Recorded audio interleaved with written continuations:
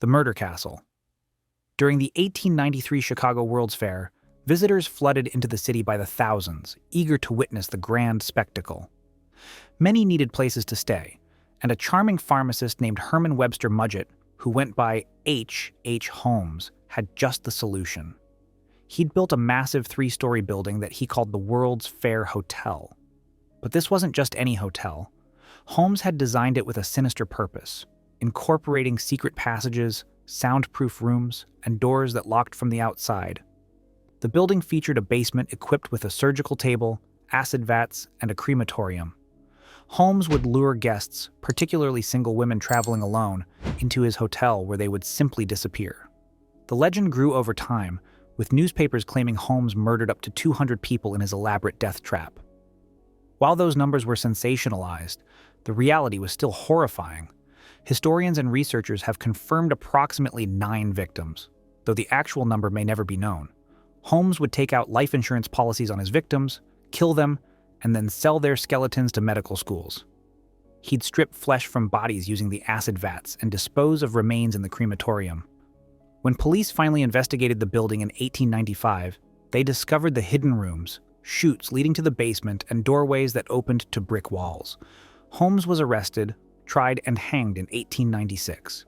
His murder castle was later destroyed by fire, but the documented evidence of his crimes remains in court records and police files, proving that America's first serial killer really did build a hotel designed for murder. The corpse in the carnival. For decades, carnival goers passed by what they thought was an exceptionally realistic wax dummy. Children pointed at it, adults took photos with it, and workers routinely painted and repositioned it for maximum scare factor. Everyone agreed it looked incredibly lifelike. That's because it was. The mannequin hanging in funhouses across America was actually the mummified corpse of Elmer McCurdy, a failed train robber who'd been dead since 1911. McCurdy's story began when he was shot and killed during a botched train robbery in Oklahoma. Nobody claimed his body, so a funeral director named Joseph Johnson had an idea. He embalmed McCurdy with arsenic, which preserved the body remarkably well, and started charging people 5 cents to see the bandit who wouldn't give up. For years, Johnson made money off the corpse until 1916, when 2 men claiming to be McCurdy's brothers showed up to claim the body. They weren't his brothers at all. They were carnival operators who saw an opportunity. From that point on, McCurdy's body traveled across America, sold from one carnival to another, displayed in various haunted houses and sideshows. The truth came out in December 1976 during filming of the $6 Million Man television show. A crew member tried to move what he thought was a prop, and the arm broke off, revealing human bone and muscle tissue underneath. Medical examiners confirmed it was a genuine human corpse that had been painted multiple times with phosphorus paint over the decades. Investigators tracked down McCurdy's identity through old tickets and carnival records. After 65 years as a traveling attraction, Elmer McCurdy was finally buried properly in 1977 at Summit View Cemetery in Oklahoma, with 2 cubic yards of concrete poured over his casket to ensure he'd never be disturbed again. The dead body's under hotel beds. You check into a hotel room and there's a horrible smell. Management apologizes, blames it on plumbing issues or maybe a dead animal in the walls. You try to sleep through it. What you don't know is that you're spending the night inches away from a decomposing corpse hidden inside your mattress. This urban legend has terrified travelers for generations, and the worst part is that it's happened multiple times across different decades and locations. The most documented case occurred in 1999 at the Budget Motor Inn in Atlantic City, New Jersey.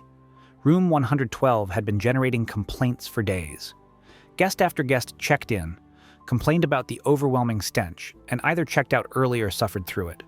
Staff assured them it was a plumbing problem. Some guests actually slept multiple nights in the room before leaving. When housekeeping finally conducted a thorough investigation, they discovered the body of Saul Hernandez carefully concealed inside the box spring of the bed. He'd been there for several days while guests slept on top of him. This wasn't an isolated incident. In 1988, a woman named Mary DeOliveira was found dead inside a box spring at the Burgundy Motor Inn in New York after guests complained about the smell. In 2010, Sony Millbrook's body was discovered under a hotel bed in Memphis after being missing for months. Each case followed the same pattern: complaints about odors, staff dismissing the concerns, and guests unwittingly sleeping above human remains. These cases led to significant changes in hotel industry protocols. Many establishments now require staff to physically check inside box springs during room inspections, and some hotels have switched entirely to platform beds or sealed mattress units that can't be opened. The legend became so widespread that it forced an entire industry to change its practices, all because the nightmare scenario kept proving itself real. The Bunny Man. In Virginia, there's a legend about an escaped mental patient who wore a rabbit costume and haunted a bridge in Fairfax County, attacking anyone who trespassed on his territory. Local teenagers dared each other to visit the Colchester Overpass, known as Bunny Man Bridge, hoping to catch a glimpse of the figure. Most people assumed it was just another campfire story designed to scare kids. Then came October 1970, when the legend walked out of folklore and into documented police reports. On October 19, 1970, U.S. Air Force Academy cadet Robert Bennett and his fiancée were sitting in their parked car near the bridge around midnight. They noticed movement in the darkness, and suddenly, a figure emerged wearing a white suit with long rabbit ears.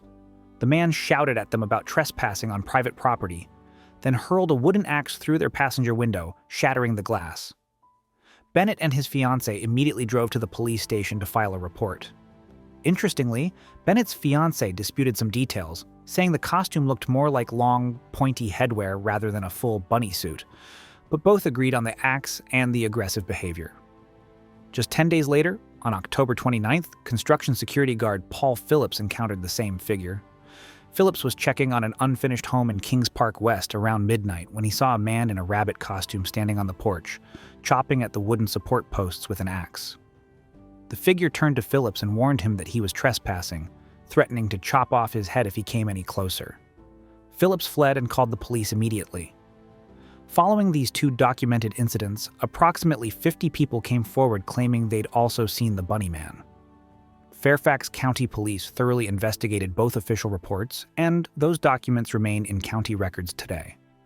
Despite the investigation and multiple witness accounts, authorities never identified or apprehended the person.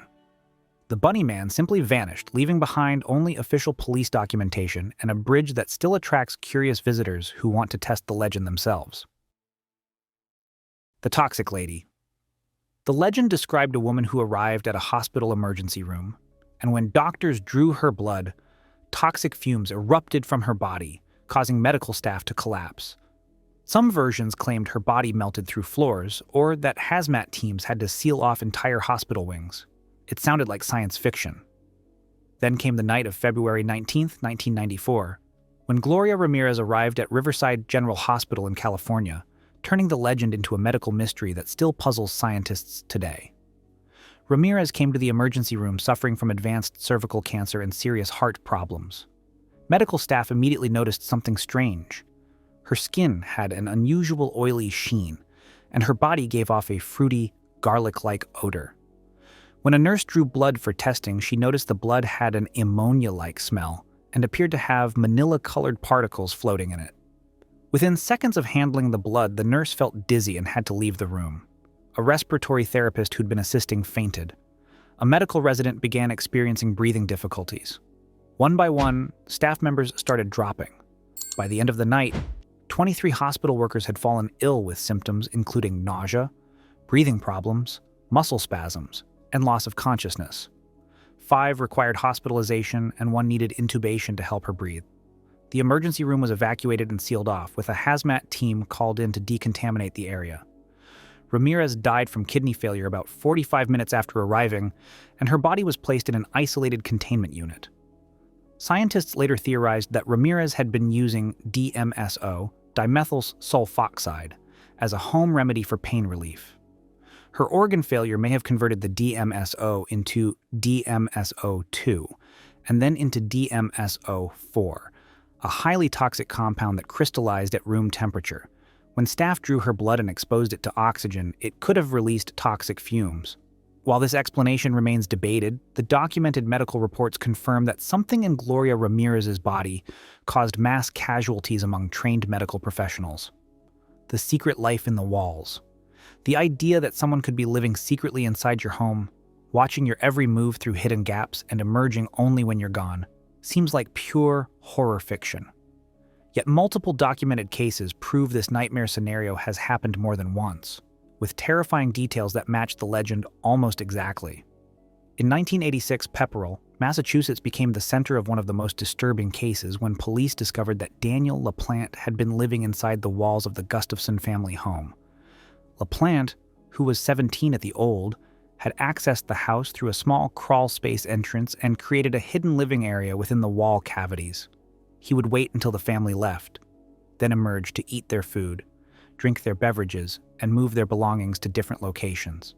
The family reported strange occurrences for weeks, including items disappearing and reappearing in wrong places, food vanishing, and unexplained noises. LaPlante had drilled small holes through the walls that allowed him to watch the family as they went about their daily lives. When police finally searched the home after the family reported the disturbances, they found LaPlante hiding in a space behind the wall, along with evidence that he'd been there for an extended period. He was arrested, but his story didn't end there. He later escaped and committed a triple homicide before being recaptured. Cropsey, the bogeyman who became real. Staten Island children grew up hearing about Cropsey, a deranged figure who lurked around the abandoned Willowbrook mental institution, snatching kids who wandered too close. Parents used the story to keep their children away from dangerous areas. The legend described Cropsey as an escaped mental patient, sometimes wielding a bloody axe, other times having a hook for a hand. He supposedly lived in the tunnels beneath the old asylum and came out at night to hunt. It was the perfect boogeyman story, designed to frighten children into obedience. Then, the disappearances started, and the legend became a living nightmare named Andre Rand.